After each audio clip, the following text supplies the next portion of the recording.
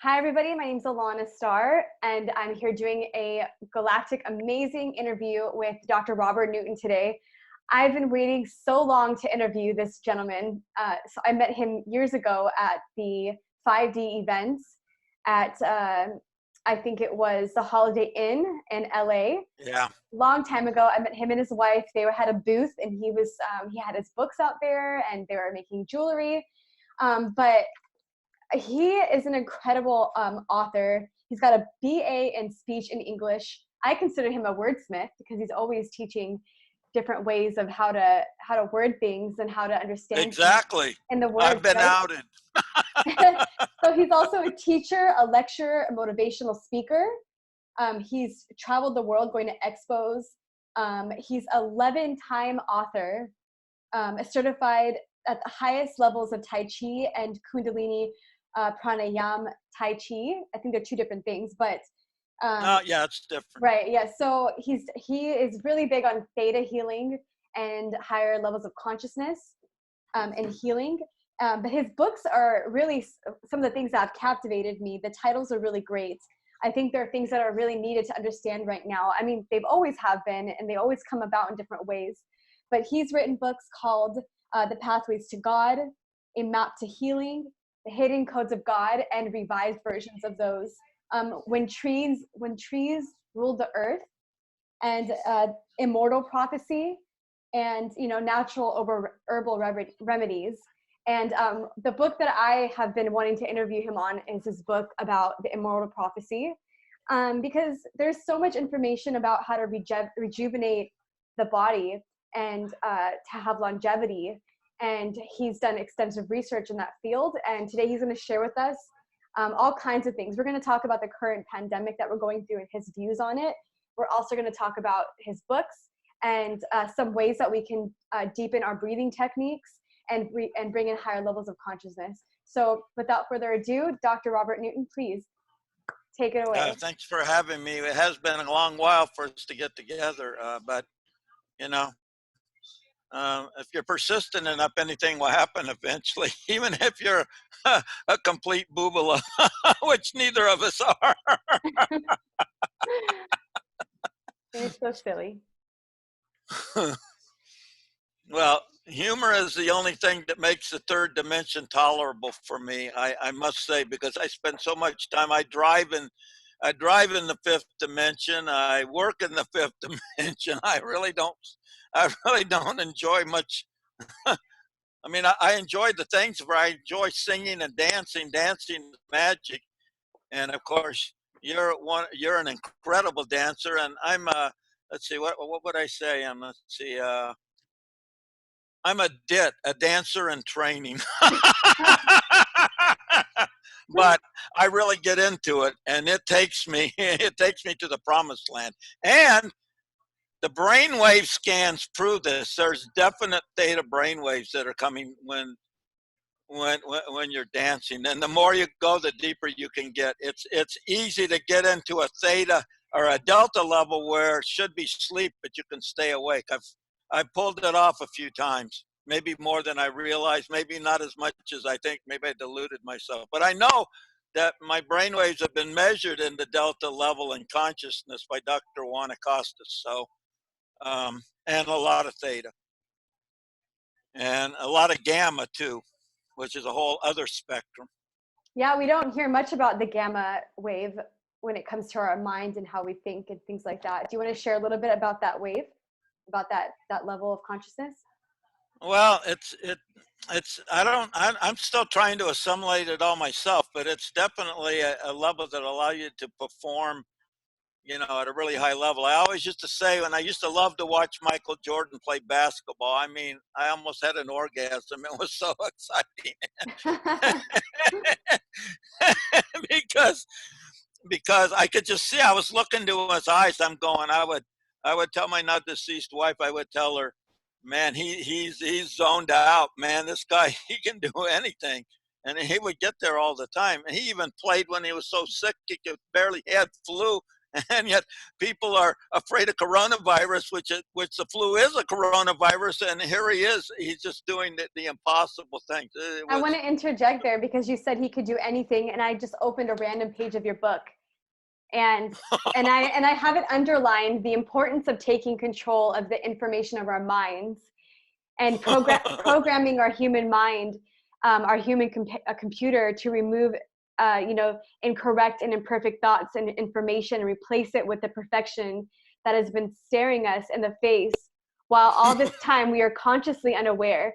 And I feel like that's a lot of like Michael Jordan is, I believe I can fly, you know. Well, he was even saying, that's interesting. I don't even know why I brought him up. It just popped in, but he was just saying, he's saying if you want to do it in your mind and you concentrate on it, you will do it. And Kobe Bryant used to do the same thing. So, yeah. I mean, it was amazing. It was exciting to watch. They can't have any self-doubt in there. So, Robert, please share with me, you know, I would like to, there's a whole lot of topics I want to discuss, and I'm sure this won't be the last time we talk. But I would like Especially now that I figured out how to get into Zoom. Zoom. Yeah, it took a little long to get it in there. But your laugh is just contagious. Okay, so tell me about, you said that you wanted to maybe discuss, you know, some deeper breathing techniques and developing higher consciousness, but maybe we can weave in those ideas with what's going on in the world right now, because I know you have a lot to share. I'm not adverse to that, because there's a real melodrama going on, and it has the stench of manure. So, are you talking about the COVID-19? Sure. Yeah, I think that there's a lot of a lot of stuff being thrown around. The funny thing about this is, except it's not funny, now we know that the last president of the United States was involved with this, because he gave Dr. Fauci the okay in 2014 to give China $3.8 billion to develop the coronavirus, the COVID-19, because it's not legal to do here.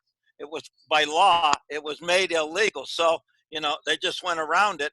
And then the virus was created in that lab in Wuhan, and I highly doubt that it just accidentally escaped. It looks like to me that, knowing what the Chinese are doing and how they're trying to dominate the world, how they steal intellectual property, how they'll steal you blind, they'll trade you blind, they'll cheat you, they'll make an agreement and then not keep it, because it's been proven by Dr. Chang and William Campbell, John Chang. Anyway, a couple of these China experts have been saying that they want to dominate the world, and they think that they have the right to do it, you know, in any way, shape, or form. And so, do you think that you know, Fauci and maybe Bill Gates, that since you're saying that there's research or, you know, proof that they have funded that side, that they're playing both sides, and on top of that, they're trying to play the hero, right? So you know, Bill Gates trying to come up with listen to this. Right. Bill Gates funded vaccine, created a whole bunch of disease in Africa. You know, he's a real nice guy. Not. Right, and now he's got his hands inside of trying to redo like the educational system for kids and all these other things. And I think that all those things should not be all tied in together right now. It's very odd. So So odd would be a really gentle assessment. Yeah, I mean, I try to be respectful, because, you know, I mean, I'm sure in their minds, whatever they're doing is what they feel is best for themselves. And, you know, perhaps it's selfish, but we have to also understand that that is their point of view, that's what they want to do with their life, and that's what they want, you know? So can't really hate them for doing the best that they think they're doing. But at the same time, I think that we should all have a right to what goes on inside of our bodies. Yes, because we're not exactly. saved. And we're not saved. That's what socialism and communism don't allow you to do. The state becomes God. And I've seen nary a human, including myself, that is anywhere near to the status of God, you know. So speaking of God, I know we wanted to touch base on how you were mentioning that people tend to blame God for the the situations that they're in. But you were talking a little bit about how people can take that back into their own hands, and how would you say they do that? Well, you know this. I mean, I'm already preaching to the choir. You know, and that's why I say I'm amazed at what you've done in a short period of time. I'd be a lot further along. I would probably already have gone home to my home in the land of Seth, deep in the Milky Way galaxy. If I'd done what you did, I could have gone home. But anyway, yeah, it's absolutely true. Everyone wants to blame God, and they go, and I've heard a lot of people say that, oh, it doesn't happen unless God wants it, and you and I know otherwise. It whatever happens is by our thoughts, and a lot of them are subconscious. But Yeah. you know, if we're not going to go and look at that stuff, then we're never going to gain control. And a lot of people said, "Oh, I got a raw deal, and life isn't fair." And boy, I'll tell you what, if you said that to my son, he would chew you out. He's so positive about everything that he's even read me the Riot Act a few times. So it's a state of positivity, and it gives you the power. So when you believe that that that that God did it, that when you did it, then there's no way for you to fix it. You just have to be a hapless victim, even though you're not really, but you've made yourself that, right? I agree. I think a lot of power happens when we take responsibility for everything in our life. Like the moment I truly realized that I was creating everything, especially when I look at my chart, and you could see that I definitely am the kind of person that I get direct outcomes of my decisions. And when you take responsibility, your world changes. Yeah. So there's a really good book written by it's an anthology written by my editor, Anna Weber. I think it's called, let's see, Miracles, no, Manifestation and Miracles, something like that. Just Google Anna Weber on Amazon, and it'll come up. Okay. I had it a little while ago. I was thinking about it. Miracles, Intention, Miracles, and Manifestation, or something like that.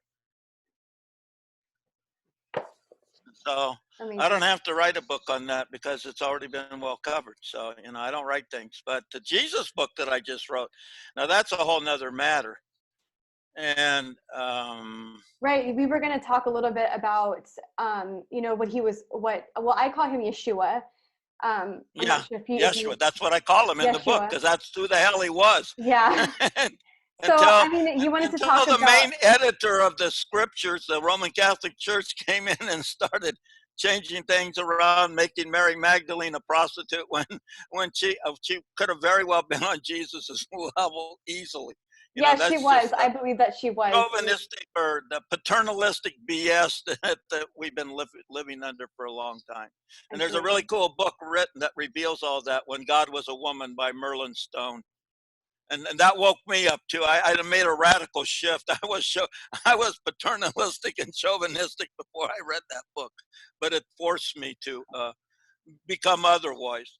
So would you say that I think that is a lot of bit of the Great Awakening right now, is that we're coming online to that maternal essence of God, which I consider Sophia, or wisdom of God. The Sophia God, or Sophia Christ. Right, Sophia Christ consciousness, the Christos. Yes, and so we need them together because, Christos comes down all the time to rescue that aspect of Sophia, to come back in the bride, right, in that sense. So I'm glad that we are on the same page with that, and understand that understanding the mother aspect is what really is needed in the world right now. So can you tell me a little bit about your book that you just released, that you just published? Which one? The Yeshua. It's not published yet. Let me tell you the story about that. It's really interesting. It shows you what you can do when you make up your mind to do it. I've been fanatical about this book, and I say I wanted to write this book because I'm tired of hearing, Jesus said literally, even in the Old Testament, let alone the Gnostic texts that I've looked at, greater works than I go unto my Father. I think it's John 1:34-35. It says, I go unto my Father, but greater works than these shall ye do also. I use the King James version because I studied it for 20 years when I was a Christian Scientist, and I learned. So it has a it's my writing style. I kind of write in the Shakespeare writing style since I studied all that stuff in college. I find But I that never thought I would, to tell you the truth. And so what happened was I was about 2/3 of the way through, and then I felt a stroke coming on to me. So instead of freaking out, the right side of my lip and my face was going numb, my right hand was going numb, and I'm going, I got to get this book finished. And I took about more than 20 dropperfuls of my habanero pepper tincture, which will stop any stroke or any heart attack. And yet I kept going. So it was at that point I realized I was being attacked radionically. And this is at least the second or third time that this has happened. So pretty soon I'll become so strong to leave me alone. But I pushed through it. I did 9,000 to 10,000 words from 3 p.m. in the afternoon to 3 a.m. in the morning. And my wife told me, you got to go to bed. I said, hell, I'm not going to bed. I'm finishing this book, because one of two things could happen. I could wind up waking up paralyzed or dead. And being dead doesn't bother me, but I want to get this book done. And so I did. And I sent it to my editor at 3 in the morning. So I thought that I would probably wake. I didn't want to go to sleep. I thought I would probably wake up paralyzed, but I did go to sleep, and I woke up and I was okay and everything. So the next day, I took the book and I added another probably 1,000 or 2,000 words, things that I thought needed to be added to it. But what it really talks about, and this has been chronicled, but there was this Eastern European in the 1870s that found these old scriptures that talked about someone called Saint Issa. And then he wrote a book about it. I wish I wrote it down. But it's in my book. So I guess you'll have to read it to find out what it says. And then there was either this Hindu yogi or that doubted. He thought this was mere babble. And then he took and he checked all the information. He says, I thought this was all wrong, but I have to humbly admit that there was someone that was actually like this. Then I asked my Hindu priest, my Vedic Hindu priest, Brahmin priest, Dr. Sampal, I asked him, I said, do you know someone named Saint Issa in India? And I thought he was going to tell me, no, Doc, you've been drinking too much ayahuasca. And then he said, yes, Doc. He said, yes. He said, and in fact, his name was Saint Issa Messiah. And I go, holy crap, that means Messiah and everything. And so the book talks about that. And I can't prove all of it, but there are it's a novel, but a lot of the things I put in there are very accurate. You know, I have to make a statement about that proof thing, because I feel like it's been coming up a lot where people are like, they discredit just because they can't find proof. But, you know, we are a product of all the things that we've gathered over our life. And I think that when things come to you, that whether or not people think it's real, it's okay to share it, you know, and then people can come to their own conclusions. But would you say that part of what the Catholic Church did to Yeshua, or what they call Jesus, is that they tell people to put everything on that man, on that person, and it takes away all the responsibility from what you have, and that's your power. Exactly. How smart you are, grasshopper. Yeah, and I also noticed that how smart you are. Thank you. And it's a control mechanism too. And you can't do it yourself. Bullshit. You and I both know we can do it.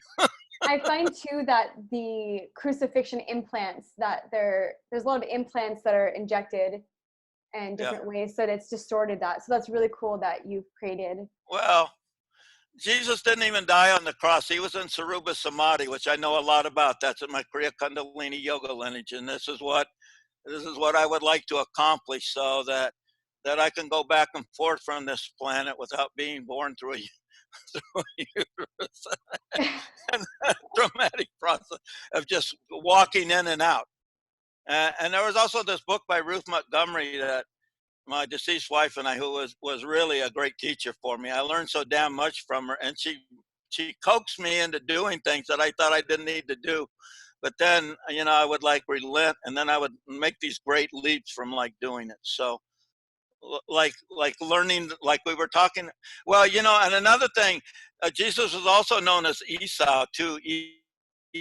So I just threw that in there. Hmm. A couple kernels of popcorn to chew on. Well, that's really cool. But he didn't die. He didn't. No blood left. He looked dead because in Sarupa Samadhi we can where it's a state of super suspension where without breathing we can still keep living. And I actually talk about it in that book, The Immortality Prophecy. I talk about that. And then there's also this what's this guy? Not the Sufi master Jonas Algohar. I got to meet up at Mount Shasta last summer, and he said the same thing. He said, Jesus. So I was like, well, he and I kind of developed a rapport. I don't know why. He took a liking to me. I kind of, I don't know why, but, and I took a liking to him because I could see his sincerity.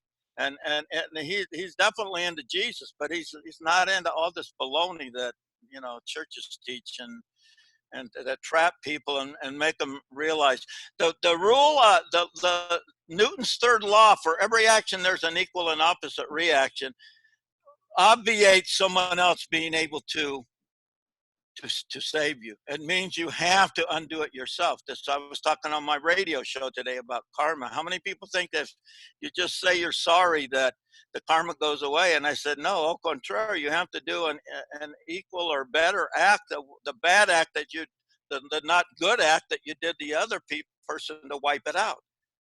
You can't just say, oh, I'm sorry, that goes away. And when people tell me they're sorry, I said, I tell them, right frankly, how does that do me any good that you're sorry? You know, how does it do me any good? I mean, I think people lack an understanding of the basic laws of the universe, you know, cause and effect. Oh, yeah. And but you know it. Well, I do. I understand that I have definitely dealt with my share of karma in different ways. You know, I wasn't always a spiritual enlightened, you know, being, but I still am learning. But I definitely learned that you're rewarded in such beautiful ways when you make the right decision that is not just based on yourself. But it takes a deep level of self-love, because ultimately, even if you're powerful and make a lot of money and you think you're successful, if you're hurting other people, you're ultimately hurting yourself, and it takes a deep level of self-love. Exactly. That's what I was talking about today too. I was talking about that same thing. I said, you think that if you cheat someone business and you got this really good deal and you cheated them and you know you cheated them, but even if you don't know you cheated them, if you cheated them, the karma still attaches.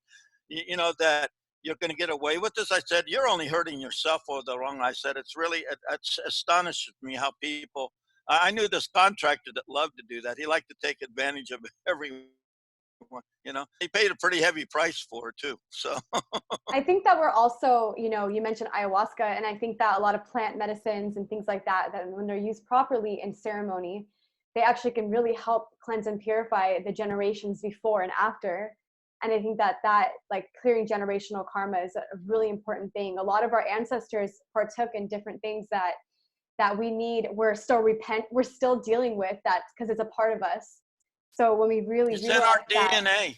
It's in our DNA. And it's actually, whether it was accidental or purposeful from other beings, that doesn't matter. Do that. It doesn't matter. We still need to pay attention. And that's what, you know, awakening is all about, is realizing, wow, I'm suffering, but I don't have to suffer. But I'm suffering because of things that I did, or because, you know, my ancestors did, and I can, you know, become at one with it, atonement. And I think that that's a beautiful thing, to be able to do that. Well, it is. So in Theta Healing, they say it goes back 6 or 7 generations to memories. I say it goes back as far back as it goes. I'm just going to cut through the ball. How can you take an arbitrary limit like that? I mean, everything in Dr. Hubert Yockey's book, Information Theory, Evolution, and the Origin of Life or Man, one or the other. He talks about how our DNA is a binary pairs computer code. and all these possibilities exist into it. It kind of cracks me up, the people that say that they have 12-strand DNA when they can't even use all the they haven't even scratched the surface of the possibilities in a binary pairs, which go into the trillions cubed. That's how many possibilities there are in that, and stuff like that. So, and I believe that I'm getting close. Pretty soon I'll prove how all object and everything that exists is a binary pairs computer code. I, I can't quite prove it yet. So tell me, you know, with all these books that you've written, such great information, what's your biggest, not, I would say passion, but the inspiration, that the core, is it just developing higher consciousness? Is it ascended mastery? Because Yeah. I know you said you don't want to keep being born in the body and the pain that way, because I think that we're not Yeah, taught well, to it's become an pain for ascended everybody master. involved, you know. So. Yeah, but you know, I think that, you know, woman giving birth, that I think it actually can be a pleasure, a type of pleasure, but in a lot of cultures, we don't do it that way. I think the Yeah, if world they needs a know how to lot of things. breathe, that will be okay, because they'll be so relaxed. It's the tension and the fear and the stuff like that. So like the 36th name of God is Mimnandala. That means overcoming fear. If you just repeat that phrase, because that Hebrew and Sanskrit are sacred languages, Oh, so meaning that, powerful. you know, I think I put it in the Immortality prophecy. I think I put a chart of what they do. Both of them, they look very similar to the geometric forms. I used to think Sanskrit was the be all and end all, but if you keep your mind open, then you can learn more. You know, if you loosen up your corset or your girdle, you can you can actually take in some more information. The one around your brain. So what was that, you said the 36, what is that mantra? Because I don't know if you said it, but I missed it. Mem, M-E-M, Nun, N-U-N, or you could put it N-O-N-E if you want. Daled, D-A-L-E-D. So I know that mem is water, is the sea, and I also know that mem-ori, so mem is water and ori is spirit. So it's very interesting when we think about our memories and then that word Yeah, together. like And menorah. and I thought, yes, and I found out, I actually, you might find this really interesting, but I haven't really shared this with a lot of people, but I actually go on Google Translation and I type in words in English and translate them into Hebrew, and then send them back to, I exchange them, and then I start Yeah. deleting words in Hebrew, and it starts communicating with me and telling me things that it's divination. I'm basically divining through the translation of Hebrew, and it is a very alive language. Some of the things that it's told me, I put in like holy Well, words. it's a weird language because it doesn't have any vowels in it, but you have to So say vowels between the consonants to say the words. yeah, it's very So when Sanskrit, I put Hebrew. Daled, that you wouldn't really write it that way, and it wouldn't be N-U-N in Hebrew. It'd probably be 2 letters. Dalet is that mean door? I think it does. I think it means door. And I think it also is related to the Empress, number 3, right? Is that Oh yeah, the tarot. Yeah. yeah, in the tarot. Well, So I'm the I've been fool. studying. I'm the fool. I go where others dare not tread. It's very interesting. I have a very deep connection to the Empress. Just I think that we each have a path that we fall on, and if you look, when I look at the tree of life on my astrology, I am in between the high priestess and the chariot, I believe, right in that area. So it's very interesting when you put it all together with your human design and your astrology, Western and Eastern, and Yeah, it all fits together. it all fits together. Whereas everyone is trying to, people dedicated to their religions are trying to prove that their religion is the only true religion, which doesn't make sense. Because are you saying that the Creator allowed all these other religions to come out of redundancy or something like that? That's an insult to the Creator. I would I never insult agree. that way. That's the same thing with like people who are just against other colors of skin. I mean, perhaps in a past life, I'm sure I probably was one of those people. I probably dealt with racism and did all those things. I have no idea, but in this life, I just find it that color of skin is so important because our differences are what help us learn. And I just, Yeah. I really can't wait for the time in history when that mixing of our energy fields, when we realize that we're all from a divine source anyway, and Well, that we're coming it is, into a golden age. yes. Mhm. And it was prophesied by Krishna in the Mahabharata 5,100 years ago, a golden age of 10,000 years. And this, so speaking of the Indian long cycles, you have the Sat Yuga, which is the Sat or the Sat, yeah, the Sat Yuga or Sat Yuga, which is the best, and then we have the Kali Yuga or the Kali Yuga, which is the worst of the worst, and that's what we're coming out of. We're coming into we're coming into a Sat Yuga, and that's the only way I like it. Knowing that is the only reason I even stay on this planet, because I've had invitations to go to the ninth dimension. And every time I get annoyed with what I see in the political field and all the lies and everything, I'm going, what the hell am I even doing here? And then I go, no, I You're know why I here to have to be guide here. me. You're here to guide the people that are watching. If it wasn't for people like you, we younger generations would be a little bit lost, you know. So I'm grateful that you're here. Thank you. I thank you for doing it, because I felt like I've been alone in the wilderness, you know, and Jesus actually went out in the wilderness. And in that book I talk about how he actually, with James, who became one of his disciples, which could have been me. I'm not going to say it was. I'm just saying it could have been. Probably was. Um, many gifted psychics have indicated that I might be, but I can't prove it. So if I can't prove it, but anyway, that he was meditating for 2 or 3 years on the side of Mount Everest in an ice cave. And there's also people, Babaji Nagaraj, who's in my Kriya Kundalini yoga lineage, that has been up there for several thousand years.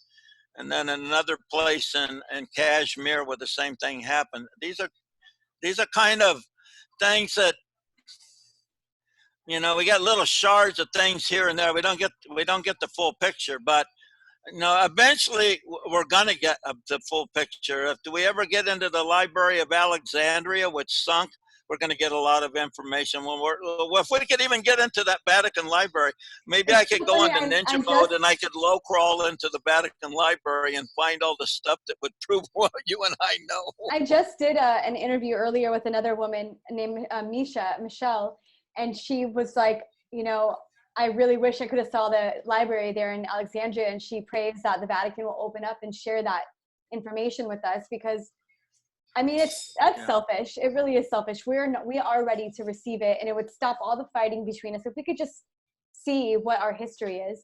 I want to ask you, where do you think we are in the beginning of the golden age? Do you think that we have to go through the trials? Oh, at the very beginning.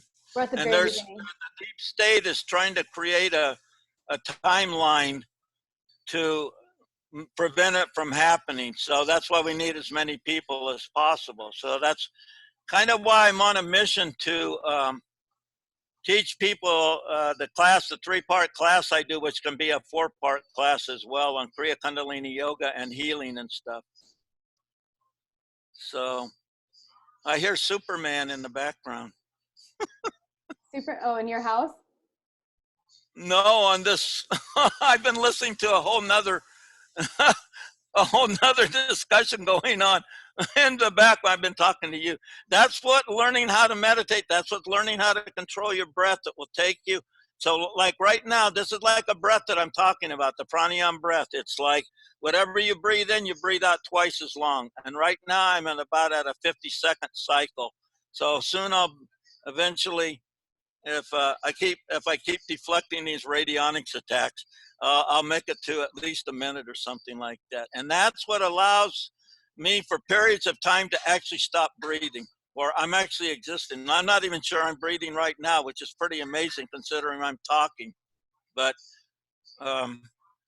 it's in those states when you can go in and you can get into the Akashic records. It's when you can figure things out. You can know what other people are talking about. When you can write a books like I do, it's not even work. It's actually fun. I like to do it. I don't. Even under radionic attack, I did 9,000 or 10,000 words in 12 hours. I mean, with a partially crippled hand. It's like, it shows what's possible. And the mantras too. So I also teach the mantras in that class too. The Gayatri mantra, Mrittyunjaya mantra in the second class, and then some other ones in the third class. And Mantras are by the so third, powerful. The sound. so I actually talked to Sarah Larson about doing that, and then I guess it fell through or something because I wanted a venue to do it, like in the LA area. Oh, I can help with that. When this quarantine's over, I can definitely help you get set up with that. I'm very good at that. Because it's not something that I want to do via Zoom, not because I'm against No, Zoom. I mean, when It was until we did this connection, and now I see it's pretty cool. So yeah, I mean, no, Zoom is. but I'll remember to trim my beard a little bit and my eyebrow. Well, you know, Sasquatch DNA. Yeah, well, you know, Zoom is great and everything, but when this quarantine's over and things start opening up, there's tons of venues out here that would be happy to host you. I'm actually, I don't know if you know. People ask me why I charge for it. I charge about half of what my teacher, Yogi Govind and Satchidananda, charged. And I figured out things that he doesn't know. I'm not bragging about it. I'm not meaning to brag, but because of the connection that if you spend an hour a day doing that breath, some magical things are going to happen. You don't do that much at first. You build up to a gradual 24 breath where I'm doing a 25 or I'm doing like a 20-40 breath or something like that, the count of that amount. What I take in, then I breathe out twice as long. And if we do that, it'll be easy to stop. It'll be easy. If the deep state wants to create this crappy timeline, I don't care, let them do it. As Dr. Lothar Schaefer, who I met at the Science and Non-Duality Conference, said, there's all kinds of space in the quantum field just waiting for someone to come in and use it. So I'm not worried that there's a shortage. There's a shortage of that kind of stuff. It is infinite. That alone should make people respect the Creator. That alone should just make you just like be stunned into silence or into respect or awe that kind of a prolific Creator. I don't know that we'll ever understand it. We don't have to completely, just have to know how to use it. So the breath allows you to do that. I've done many sessions of writing. I've done for 10 hours before, something like that. And you know, it wasn't hard. It was actually enjoyable. I noticed that sometimes in recent shows that have came up, such as Stranger Things, where the younger girl was super psychic. She said she called somebody a mouth breather. So can you? Yeah, you don't want to breathe through the mouth. Right. I mean, there's some people that do breath work where they actually do in through the mouth, but can you just share a little bit about the difference and how you breathe with the nose versus the mouth? Well, that's what pranayam's all about, and that's why I even talk with barely opening my mouth, because someone pointed out to me about 30 or 40 years ago. They said you're wasting a lot of prana. If you're breathing through your mouth, you need to keep your anus tight. You need to lock all of that stuff down because prana escapes from there. Interesting. And it's really true. And you said keep your anus tight, so I'm guessing the tightening of the body. It's called energy field. It's called a mula bandhan. Mula bandhan. Okay. And sexuality as well. That will hold in the prana and allow the Kundalini to be released, and things like that, as well as the very slow breathing and things like that. So those things are easy to do. If you need to have the toolbox to be able to get to do the things. If you have a motor you're working on, I don't really like to work on motors, but I don't mind building things and things like that. But if I don't have the right tools, it makes it a hell of a lot harder, and I don't do as good of a job. But if I have the right tools, then then it's a joy. And I've had times where I had to improvise, and that was pretty cool. But I would still rather have all the tools so I can do it and go on to the next thing. And so that's what pranayam does. It gets this extended breath. it's going to take you, it's going to immediately get you in alpha brainwaves. Immediately. That would be the worst. I can guarantee you'll go into alpha immediately. And short time, if you do it daily for 20, 30 minutes and then keep working up the length, you're going to get into theta levels. Then you're going to go to the delta level. Then you're just going to know things. Like, it's not that I'm smarter than anybody else. It's just that I put in the time to get the techniques, to get the tools to be able to access the information, the Akashic records or Akashic knowledge. And it's even, that's in the Vedas, that's talked about in, but in my Kriya Kundalini yoga lineage, there's, what's it, Patanjali, Satguru Patanjali, he talks about celestial hearing. That's the same thing. You'll hear things, but not really hear them. Like, I told someone that I hear things, and they said, oh, like people talking to you, you're crazy. I said, no, I just know. I just, I might be crazy, but that's not why. That's like a big product of conditioning, of how they want people to view, like, first they're just, oh, they're hippies or they're crazy, but we're really multidimensional beings. And, you know, I mean, yeah, all the things that people are called crazy for, they're not crazy at all. They're just accessing things that you can't see. I do, because you haven't developed your abilities to know what's there. When my mother was talking about these things when she supposedly had Alzheimer's disease, I told my stepfather, and he thought I was loony as hell. I said, oh, my mom's just in another dimension, and she's seeing something that you can't see, but you think it's not there, but it is there. She can see it, but you can't because you don't have the ability. I think that, I mean, in Alzheimer's, it sucks because they can't come back and piece it together. But the thing is that there are, of course, there are those that get lost in drugs and they're on the street and they're talking to themselves. That's a whole different story. Those are people that got holes in their aura. They're still in another dimension, but they don't know how to handle it. They have no control over it. But I think. Go ahead. No, you go ahead. I'm butting in on you. No, I mean, this is your interview. No, it's your show. Shut up. No, I've always been the type of interviewer that I think that interrupting, people look at it so bad, but I think that it really is I think it's a form of flattery. Because things flow into me. I mean, I never. Yeah. And that's why I was getting irritated by the Zoom, because I'm getting all this information, then I'm trying to do this and it's not working. And then I saw something. I saw this little prompt, and that's what got me in. You know, you just got to keep pushing away. So I think I'm going to move into a different subject now because, or time, but I have a gentleman who was actually in the comment section on Facebook where he saw that I was going to interview you about longevity, and he has some questions about, we wanted to ask you about any updates regarding telomeres and the lengthening and the use of NAD plus supplements for life extension, and any topics related to that. What was the thing you said? What was that supplement? NAD plus, NAD, plus. And then also, the funny thing is that I randomly love opening book pages, and I came across that you called it the enzyme as a nectar of sorts, known as the telomerase, which so it can keep you from degenerating. So I think that we don't know enough about this, and I recently. Oh, I know we don't. Yeah, so and I dug it out of the internet.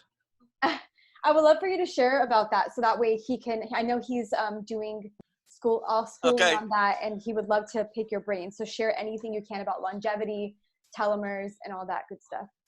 Okay, so there's two ways I'm approaching this. This is a physical way with the telomeres and stuff, but although it's also energy as well. And then there's a Kriya Kundalini way of regenerating your body, going into Sarupa Samadhi, where many Satgurus have gone into a place where they transcend death, time, and space and everything. But just from this lower level, because you have to access people with things they can understand, and then take them to the harder stuff. So the telomeres is easier to understand. So at the end of the telomeres, at the end of the, I forget that word. Anyway, there's a telomerase enzyme. If there's adequate amounts of it, then the telomeres keep doing adequate and accurate cell replications. And all of this information came out of cancer research and everything. They started seeing when people got cancer, the cells started being created improperly. But here's what's really, really, really important. We know, and we know this from brainwave scans and cell scans, that if you're happy, if you're dancing, if you're singing, man, you're making plenty of that telomerase enzyme. You need that stuff, that nectar. But if you're depressed and angry and whatever, then you're not doing yourself you're doing yourself a disservice, because it turns off just like a spigot. It can turn Wait, on so and off.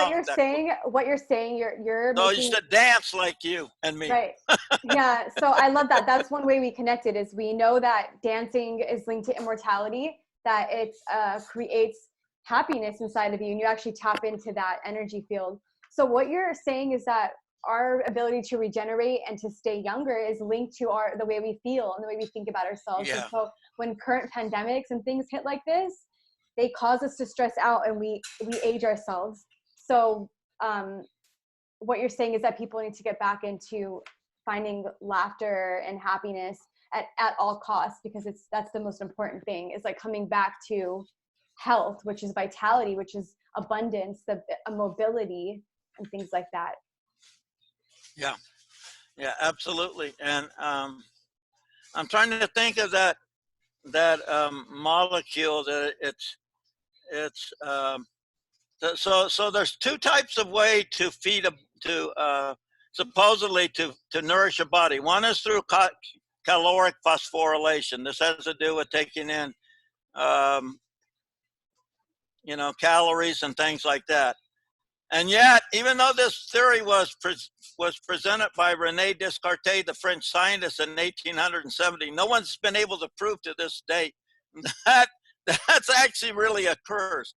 The other way that phosphorylation occurs is through oxidative phosphorylation, and it has to do with exactly how a tree creates chlorophyll.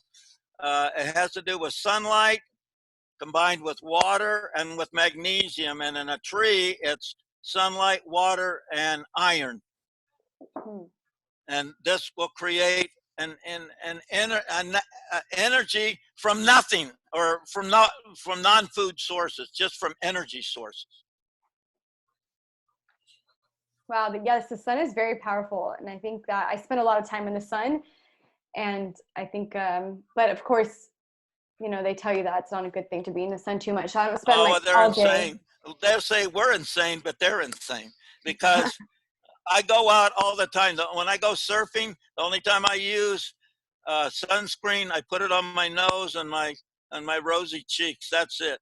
And I never wear it any of the other time. My son is terrified of the sun. I'm not, because I know that what it does. And it also has to do with absorbing vitamin D and stuff like that, which they're talking about right now with Corona. You need vitamin D, you need vitamin C, you need zinc and things like that all helps. But that's little steps. That's not the ultimate solution. That's just a bridge to get you someplace, a temporary bridge till you can get to the higher stuff. What are your thoughts on the 12 cell salts that research has done? Like Santos Bonacci has done a lot of research on the cell salts and how they can work with. Oh, cell salts? Yeah, that's part of it.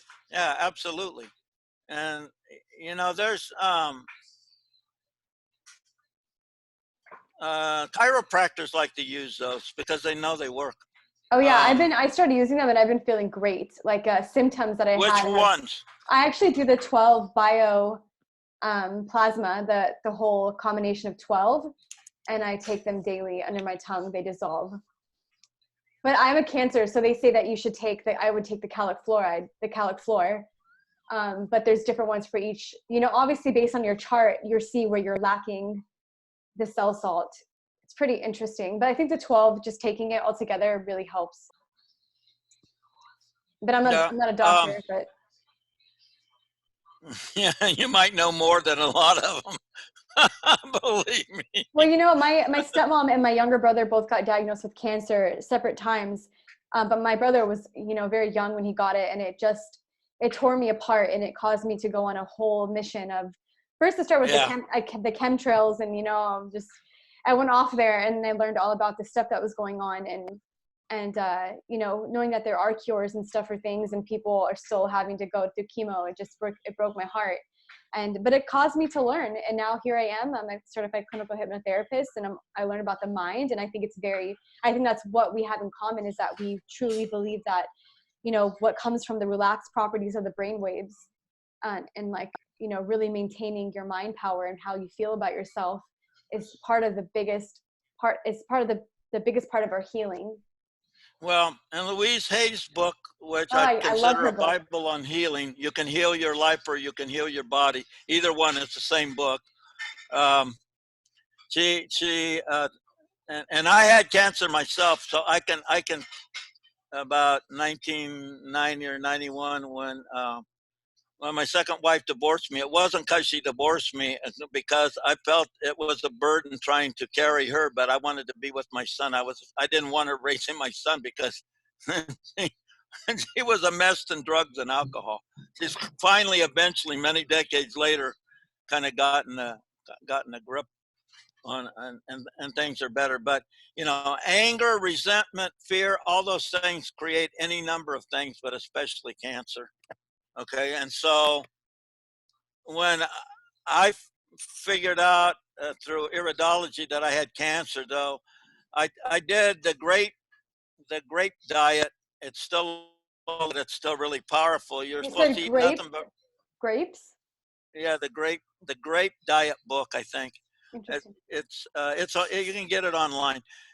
You drink nothing but grape juice, eat raisins and grapes. You're supposed to do it for a week. I did it for 3 days, and I started having this tremendous detox. It was pretty uncomfortable, but by a week it was all gone.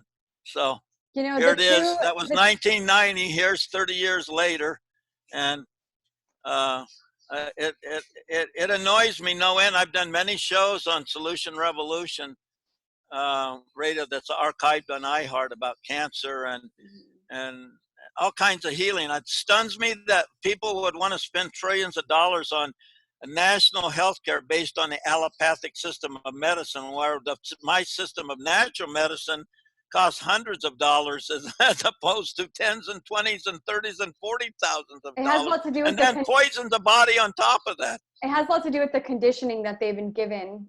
That it all goes back to conditioning about how we should accept people's views, and we don't listen to people who don't have a doctorate degree or like something like that. But natural healers, it's something you're born with, that you kind of know. You have a connection to herbs and things like that. I noticed that you have in your book here that You Can Heal Your Life from Louise Hay, as well as The Science and Health with Keys to Scriptures. And those are two books I keep next to my bed. And they have healed me. Really? Yes. They're next to my bedside. I keep them right there. And I love that. That woman saved my life. They saved I would my have life. checked out when I was 15 years old if I hadn't found Whenever that book. I have a because everyone told me I was crazy. All the things we're talking about, I knew a lot of it, not all of it. I knew when I was like 50. I knew when I was 5 years old. And imagine telling your parents like, "Oh, well, nobody goes to hell," and then you know, and and I thought by incarnating with two left-handed parents, I would make my journey on Earth a little bit easier, because I knew what my mission was. And they used to look at each other and shake their heads like, "What the hell is Robert even talking about?" So, yeah, she has such a beautiful and positive way of writing things. I feel very strongly she was Mary Magdalene. And Are you talking about Mary Baker Eddy? Yeah. Oh yes, yeah, it's incredible, her book. And how else would she know that? She talks about Yeshua and how she says that he would cast out spirits from people when they were sick, like the spirit of death and being dumb and blind. And I think that we can't believe in the sickness. And many people, the doctors project, "Oh, you're going to get this and you have this long to live." And I think that that's not right. And she's very much like that, like not to project on your patients. She was so powerful. I mean, even to this day, I can't believe she built the first Church of Christ Scientists during the middle of World War I with a shortage of materials and laborers. And the rate, and she was so positive about it, she manifested it into existence, even though you would say it would be impossible. So the 43rd name of God is Baba Vlamad, making the impossible possible. And I don't even think she knew those names. She never got offended by anyone either. She was attacked continually through her life. People would take her into court, try to have her committed for being insane. And this one attorney that had gone against Mary Baker Eddy, he says, you should never take Mrs. Eddy to court because you will lose and you'll look like a fool. Yeah, I feel very connected to her and her work, and she's been So a great maybe that was the guide. beginning of the flip into the feminine from her. You know that when she wrote Science and Health, she didn't want to start her own church. She wanted the other churches to adopt that. And, you know, she's been demonized even to this day. A really good friend of mine's wife thinks I'm possessed because I talk about Mary Baker Eddy, because she's a fundamentalist Christian, and she can't even accept it. In fact, the psychic even picked it up one time. Once in a while, I'll let someone read me. And she said, do you know this person named Joanne? I said, no, I don't know what you're talking about. He says, no, you know her. Oh, I go, oh, shit, that's Joanne. Yeah, she thinks I'm possessed. What's Joanne? My friend's wife, her name. Oh, I get it.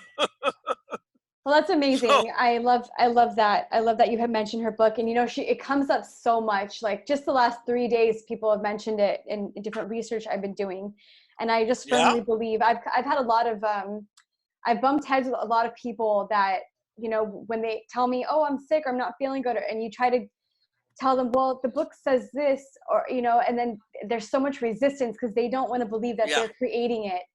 And if no, they don't. People don't want. We got to convince them that's their salvation. Yeah, You we're know? nursing It's like you our said. wounds. You pegged it exactly right. You said they're conditioned so much in the other way that they can't accept it. That's why I said they need to loosen up their corsets and their girdles. A little bit of blood flow to their brain. Yeah, so true. All right, Robert. Well, you know what? It's been so good, and we've touched on a lot of really great topics, and I am sure, and I hope we can talk some more later. And I did another random page of your book, and I came across this. This is great. Recite this particular name, laugh and are being goofy, sing and whistle, and when you dance, that happiness begets more happiness. It's like an infectious virus. When you are happy, you are in alpha and theta brainwaves, which keeps us healthier and producing lots of telomerase, enzyme, and HGH, which is a human growth hormone. I think I pronounced telomerase wrong. How do you say it? What? Oh, telomeres? Telomeres, yeah. Telomeres is a word that doesn't sound like that. But yeah, so I just wanted to start concluding the conversation. And okay. Is there anything Well, else let me just give a little bit of contact info. www.drrobertnewton.com. All you have to do is just Google my name. I'm actually going to put your bio and all your information Dr. Robert J. Newton, and it'll pop up. And I have 2 radio shows. I think I'm going to have you on one of them. I could just let you do everything, and I could take a break. I'd love to. Solution Revoultion, which is on Hollywood Talk Radio. I call it Hollyweird Talk Radio, but I can't say that on the air. So Hollywood Talk Radio, archived onto the iHeartRadio network. So like today's show will be up on Wednesday or Thursday.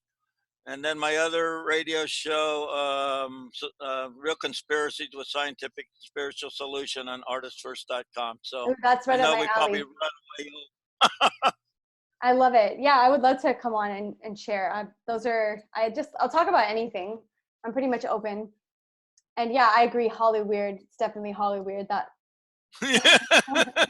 It is. If you match what's going on there versus the norms of nature, it's not very natural. So anyway. Amazing. Well, Robert, it's been amazing. And until next time, you can find all of his information down below in the description, as well as mine. And if you feel like coming on and talking about any topics, feel free to reach out to me. And I'm happy to discuss anything. Oh, there's plenty more. There's We've so already much more. scratched. There's a whole system of healing using the 72 names of God in my book that's in a map to healing. So people might want to check that out. And the proof, two metrics by which to prove God or a creator exists, if you don't want to use the word God. I actually wanted to touch base on that one, the 72 names of God. I could go on forever with this. Well, we did. We did. Okay. We tapped into a little bit. Okay. Well, Un even poquito. we'll have to take notes and what we wanted to discuss, and then we'll do a part 2. Okay. All right. All right. All right. Thanks everybody for tuning Namaste. in. Namaste. Blessings. Thank you for your work and everything. Talk soon. Bye for now.